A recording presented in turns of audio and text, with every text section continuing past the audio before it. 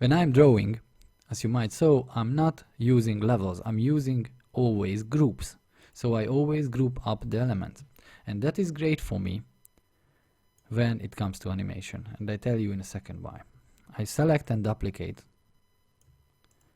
my little guy, my little knight, and I take out all the elements part to part. I take it apart. Here I have the sword. Here I have the feather.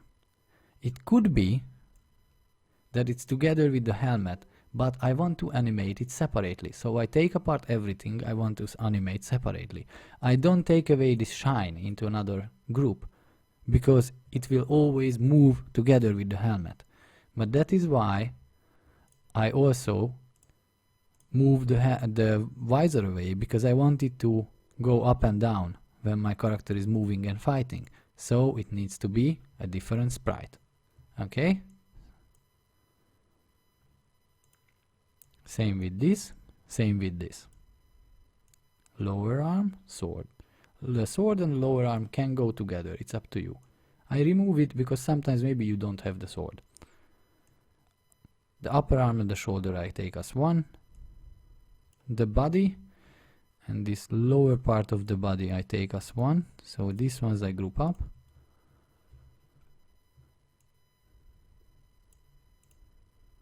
Another leg, another leg. Okay, now it looks like an unordered mess, so I make some order.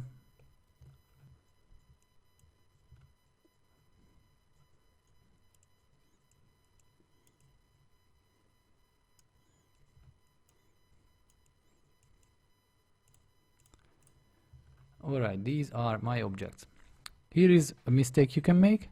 If objects are too close to each other, take care that they are not in each other's selection. So, okay, because I'm gonna export each element with the transparent background. If I export this triangle like this, it's gonna have a piece of this part. So just make it separate.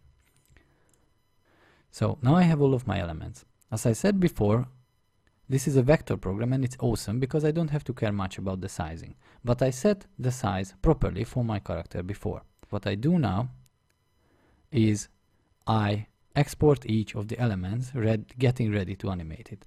These are at least, I don't know, 15 elements. Exporting each of them again and again, it can be boring, and this is not even a complex character, it's very, very simple. So here is the trick I use in Inkscape to do it very, very fast. I select one element, right click, and I pull up object properties. You see it has an ID. Each object has an ID. I change the ID to helmet and I set it. So it's already called helmet. I change the ID to sword and I set it. I change this to front arm and I set it. Front hand.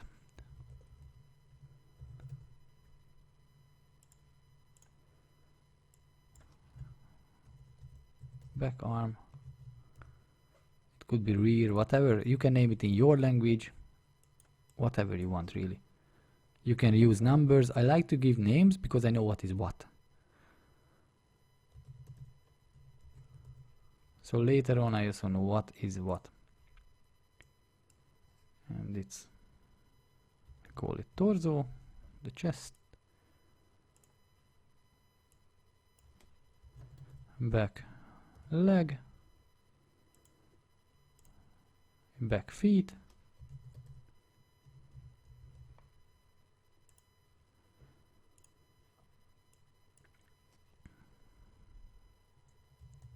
front leg and front feet. I know it's food, but anyway. Okay, I rename it food. What else I need? I need this one. This one is the header, feather. Cape top,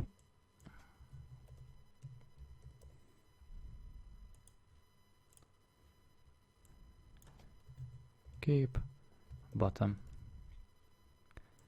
Alright, now I have all the elements and I have here a picture of the knight. What I want to do is I go to File, Export to PNG image, and I will use transparent background PNGs in my animation software. Now I could export each of them into my knight animation folder. So as I said before, prepare a folder for your animation assets. I could export, but what I really love about Inkscape is that I select everything I want, and I also select a grouped image of my knight drawing. I will tell you later on why. Do this as well. Same size is the same drawing. And now I have 16 selected objects.